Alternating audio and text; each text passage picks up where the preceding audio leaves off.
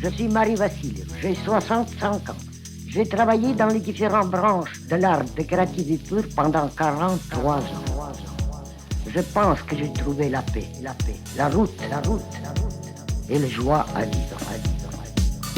Les Grandes Dames de l'Art est une série de podcasts produite par AWARE, Archives of Women Artists, Research and Exhibitions, en partenariat avec l'INA, avec le soutien de la maison Veuve Clicquot et la délégation à la transmission des savoirs et à la démocratisation culturelle du ministère de la Culture.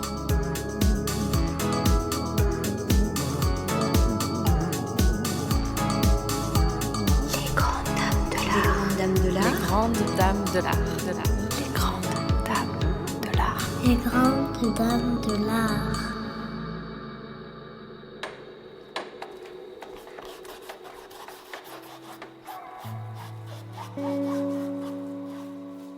Le podcast Les Grandes Dames de l'Art donne la parole aux artistes femmes du XXe siècle. Elles parlent de leur œuvre, de leur vie, du monde qui les entoure et de leurs conquêtes. Partons à la recherche de leur présence, de leurs secrets.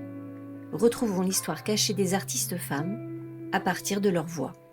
Pour cette deuxième saison, j'ouvre un nouveau chapitre qui nous plonge dans le Paris d'entre-les-deux-guerres, ces années 20 devenues célèbres grâce à l'expression des années folles.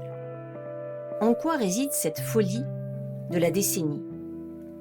Eh bien, elle est due pour beaucoup à des femmes qui s'épanouissent dans cette capitale accueillante, vivent leur vie comme elles l'entendent, deviennent des artistes célèbres au même titre que les hommes. Elles jouent un rôle primordial dans la construction de la modernité. Elles sont nombreuses à venir de l'étranger pour s'installer à Paris, où elles savent qu'elles trouveront des académies privées pour leur formation et des avant-gardes en plein essor. C'est le cas de Marie Vassiliev, née en 1884 à Smolensk. Grâce à une bourse de la tsarine, cette jeune Russe intrépide, que ses parents destinaient à des études de médecine, opte pour l'art. Elle se forme à l'Académie de Saint-Pétersbourg, puis à 21 ans, décide de poser ses valises dans le quartier du Montparnasse. On est en 1905.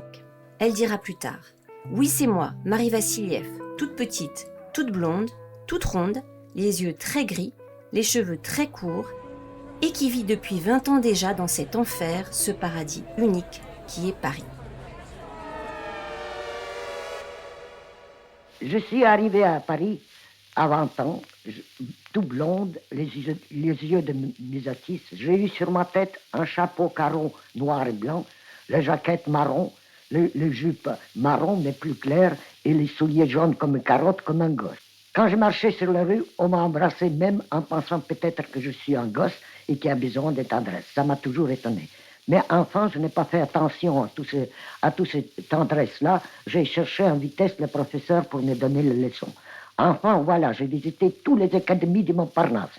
C'était Grand Chaumière, Calaro aussi, après Montmartre aussi, mais j'ai trouvé qu'ils font une peinture horrible, qui ne me plaisait pas du tout. J'ai dit, oh, je ne vais rien, jamais travailler par ici. J'ai décidé d'aller à un salon d'automne.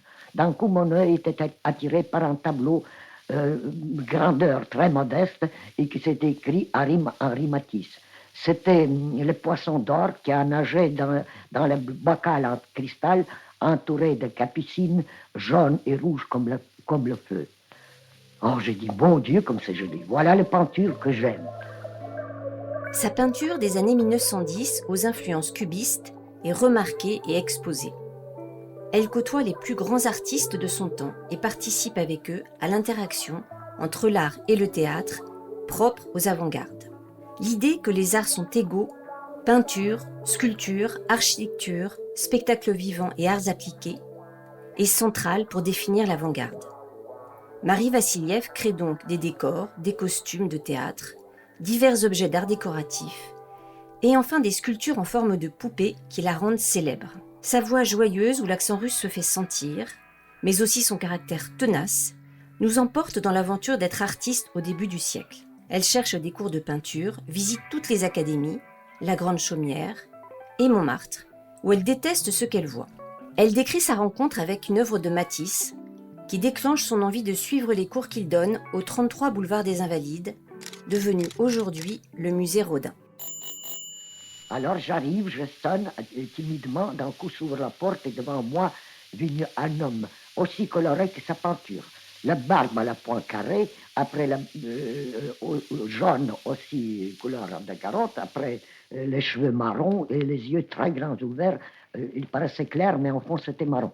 Enfin, il me regarde d'une façon très attentive. On voit qu'il est intelligent, mais il ressemblait beaucoup à un médecin en Russie, un docteur. Ah, ça m'a donné un plaisir parce que c'est mon pays. Enfin, il m'a regardé d'une façon très curieuse. J'ai pensé qu'elle a cherché le nu dans mon corps qui était si charmant et si jeune. Alors après, il me demande, par qui vous êtes envoyée ici, mademoiselle? Je dis, par personne, j'ai vu votre peinture au salon d'automne, ça me plaisait beaucoup, voulez-vous être si aimable de me donner quelques leçons? Mais oui, mademoiselle, j'ai l'académie, venez demain. Demain, j'arrive, je commence à travailler la nature morte, le portrait, le nu, et toutes sortes. Et je reste toute la journée dans l'académie, je ne sors pas déjeuner. Un jour, elle a remarqué que je déjeune avec des sandwichs dans l'atelier. Elle a dit, oh, mademoiselle, je voudrais bien vous aider, vous ne devez rien pour vos études. Oh, je dis, cher maître, j'ai suffisamment d'argent pour vivre convenablement, mais aidez-moi à trouver le champ. Elle fonde ensuite sa propre académie, située avenue du Maine, dans le quartier du Montparnasse, en 1912. Celle-ci devient un lieu incontournable où l'art se regarde, se fait, se théorise et où les artistes se rencontrent. Il n'existe pas d'entretien de Marie Vassiliev à la télévision, mais seulement quelques images de la presse filmée entre les deux guerres, où on la voit dans son atelier ou sur les terrasses des cafés de Montparnasse. Pour la radio, ce n'est qu'en 1951, lorsque l'artiste a 65 ans, qu'on trouve son premier entretien. Diffusé en plusieurs fois dans la chronique Témoins de notre temps du magazine d'actualité Paris vous parle de la RTF. L'enregistrement a été fait par Claudine Chaunez, qui rencontre très jeune Marie Vassiliev, et l'a sans doute aidée à la mise au propre de ses mémoires. Le ton est très amical et la conversation est émaillée d'anecdotes truculentes sur les artistes, notamment hommes de ce temps. Par exemple, sa rencontre avec Amedeo Modigliani. À la fin, un jour, comme ça, il arrive chez moi. Elle était assommant, vous savez, complètement insupportable. Alors, il commençait toujours de dérouler son écharpe rouge et chanter les chansons italiennes. Et après, il mit ce drapeau en l'air en pensant qu'il se bat avec le taureau. Il était complètement dans ce mirage d'une vie d'un autre monde.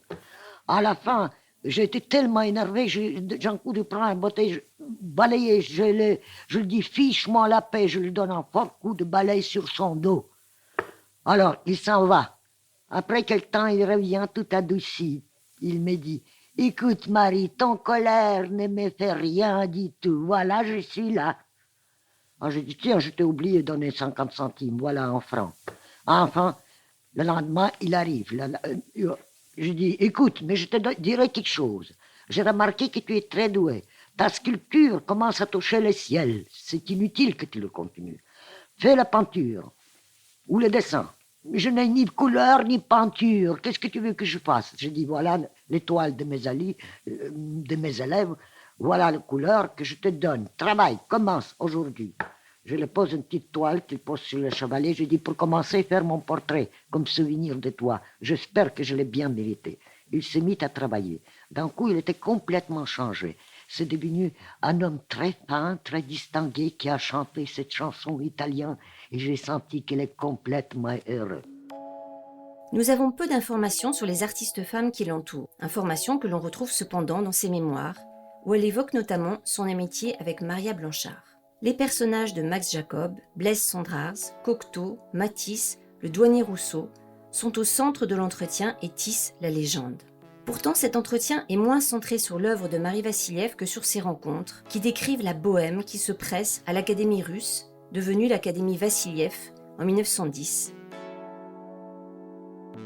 Mon académie, il a fonctionné merveilleusement bien. D'abord, c'était très bon marché. On a payé 4 francs par semaine ou 16 francs par mois. La moitié de mes compatriotes ne payaient rien du tout étant pauvres, mais les étrangers, ils ont toujours payé.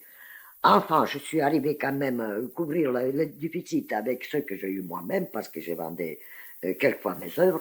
Mais à la fin, pour venir en aide à tous ces gens-là, nous avons organisé les conférences, les soirées qui étaient excessivement connues en salle Billier. Et à la fin, on faisait aussi l'exposition. Pendant la guerre 14-18, Marie Vassiliev crée une cantine pour aider les artistes les plus démunis. Elle est amie d'Apollinaire, du poète André Salmon, et expose alors au Salon des Indépendants. Le couturier et collectionneur Paul Poiret apprécie sa peinture. Marie Vassiliev est donc célèbre à sa manière. Le banquet qu'elle organise en l'honneur de Braque, revenu de la guerre, le 14 janvier 1917, est devenu célèbre. Les soirées les plus intéressantes que j'ai organisées chez moi, c'était le banquet de Braque. Il n'était pas encore très célèbre, mais en tout cas, c'était un artiste considéré comme valeur et très aimé parmi nous tous. D'abord, il était beau, il était élégant et très fin. Il est revenu de la guerre démobilisé et même pas blessé. On était tellement heureux de le voir que j'ai eu l'idée de lui offrir un banquet en compagnie de tous les artistes les plus connus. Enfin, j'ai fait le comité où il y avait Matisse, Picasso et Max Jacob pour faire les listes des invités. Et il y avait tous les peintres de valeur, Léger, Metzinger, Braque, Picasso. Après la crise de 1929, Marie Vassiliev raconte comment elle s'est débrouillée pour survivre. Elle réalise une sorte d'œuvre mémoire de ce temps, une carte de visite où elle se présente avec humour comme une bonne à tout faire. Et tout le monde marchait sur les rues sans travail, étant affamé, que personne ne savait plus quoi faire. Il y avait le chômage partout. Il y avait le chômage et partout. Comment tu t'en et on ne vendait toi pas du tout des tableaux. L'art n'existait pas. Enfin, moi, je suis toujours plus ou moins intelligent. Je me suis retiré avec un petit restaurant que j'ai eu où j'ai inventé un plat magnifique, ratatouille sibérienne, que j'ai nourri même des ministres qui l'ont trouvé parfaitement bien. Enfin, même j'ai fait une carte un peu comique que Marie Vassiliev, après 30 ans d'activité artistique, abandonne son métier et fait la bonne à tout faire. C'était magnifique. Un autre point saillant de cet entretien est la série de poupées qui la rendait célèbre à l'époque et lui permit de vivre, car les personnes les plus connues les lui commandaient.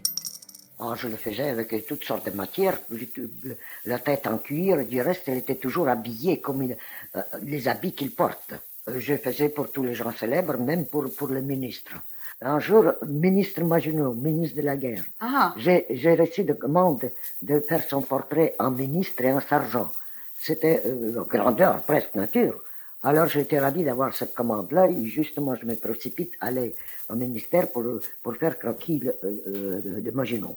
Alors je rentre là-bas assez vite. D'un coup je vois un homme très grand, très costaud, avec les yeux bas, un peu brutal. Je regarde et je dis « Est-ce que c'est vous, monsieur le ministre ?» Il a dit « Mais oui, c'est moi. Enfin, je viens faire quelques croquis de vous. Est-ce que vous permettez ?»« Mais je suis très occupé, mais faites-le quand même. » Alors, il a commencé, je dis, vous pouvez travailler, je prends ça comme ça, en vous regardant.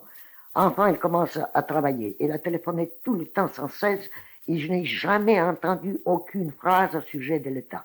C'était toujours les affaires privées. Il est venu, enfin, arrive un boîtier. Maginot enlève tout de suite ses souliers, avec une geste très brusque. Après, il essaye les souliers. Après, il a dit à Boîtier, écoute, mais je t'ai commandé les souliers vernis, tu m'apportes les souliers ordinaires. Va-t'en, refais-le. C'est dans l'émission féminine Rendez-vous à 5 heures que nous retrouvons Marie Vassiliev en 1952. Elle est interviewée par la journaliste Dolly Steiner, qui n'a interrogé que peu d'artistes. Une partie de l'entretien enregistré a été conservée, mais non diffusée. C'est cette partie qui m'intéresse, car elle décrit avec précision les matériaux utilisés par l'artiste, qui sont des matériaux de récupération. Mais à la fin, j'ai commencé à réfléchir quel matériau que je peux servir pour ça. Dans le temps, je servais les matériaux très précieux, livrés par Paul Poiret, c'était le lamé, c'était le cuir, en tout cas tout ce qu'il y a de plus cher qui existe au monde. Mais à ce moment-ci, ça je dis, ce n'est plus possible. J'ai commencé à réfléchir et quand je regardais la nature partout, je vois partout des matériaux avec lesquels on peut faire de belles choses. J'ai décidé même chercher les choses dans les poubelles. J'ai remarqué une fois, par exemple, les coquilles que ma belle-fille a voulu jeter dans la poubelle. C'est les coquilles de huîtres. Alors je dis non, ne jette pas ça, je ferai de très belles choses. Tu vas voir, ce sera parfait. Et alors, ce sera publicité pour les huîtres, elles sont chères, mais comme ça, ils vont les manger parce qu'ils auront un objet d'art de Marie Vassiliev, c'est les huîtres-là. Et c'est vrai, j'ai réussi. Je faisais des choses magnifiques et mon mécène m'a acheté de nouveau une douzaine à 3000 francs, pas 300, 3000. Pas les Alors, huîtres, mais les statuettes. la coquille des huîtres, elle m'a payé 3000, c'est 10 coquilles, tandis que manger au restaurant, ça coûte 300. Oui, mais elles étaient légèrement transformées par vos mains.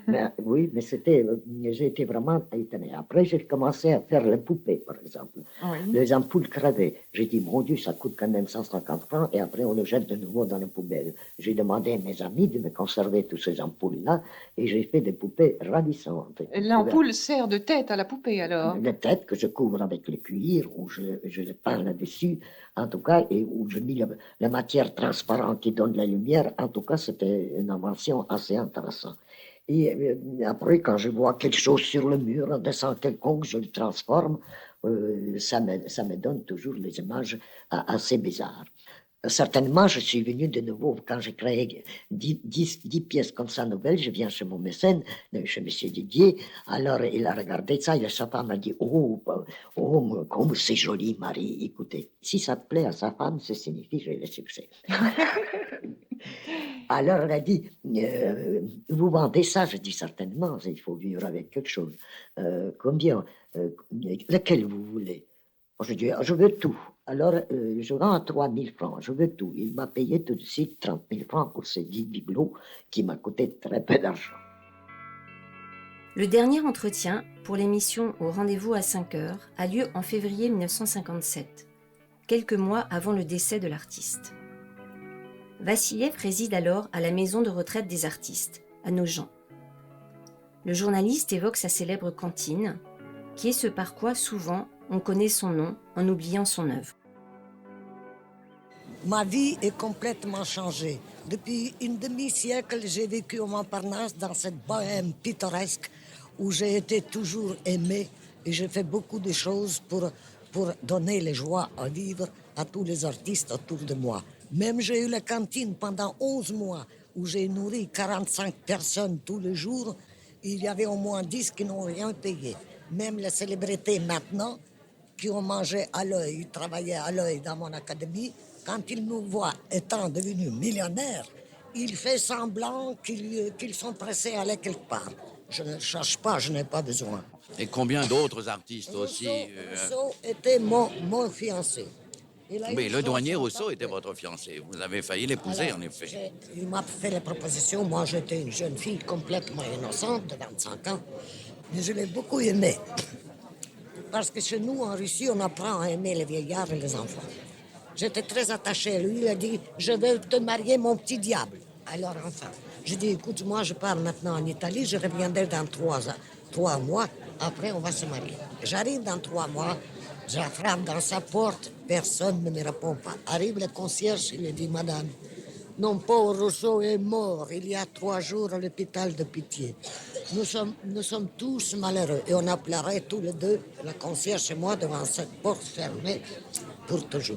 Et maintenant, Marie, alors, vous êtes installée où? Je crois qu'on m'a dit que vous étiez à la maison de retraite des artistes. La retraite des artistes, c'est un magnifique château à Nogent du XVIIe siècle où il a vécu Watteau. Et nous sommes là-bas à peu près une trentaine de magnifiques chambres très modernes, très propres.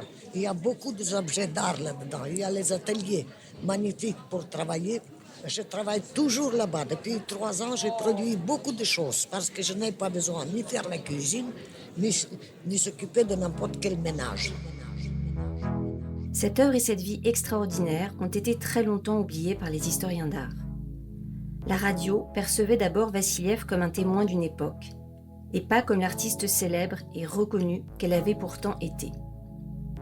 Son inventivité joyeuse, le caractère protéiforme de son œuvre, en font une artiste essentielle des années folles à Paris.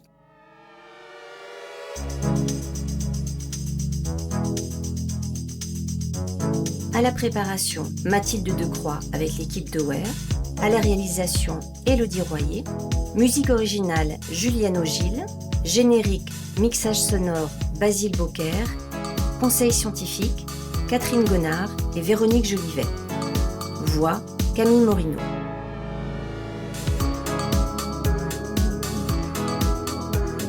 Si vous avez apprécié ce podcast, vous pouvez le commenter et vous abonner sur Apple Podcasts, Spotify ou sur les autres plateformes de streaming. Pour en savoir plus, rendez-vous sur le site de WER et ses réseaux sociaux.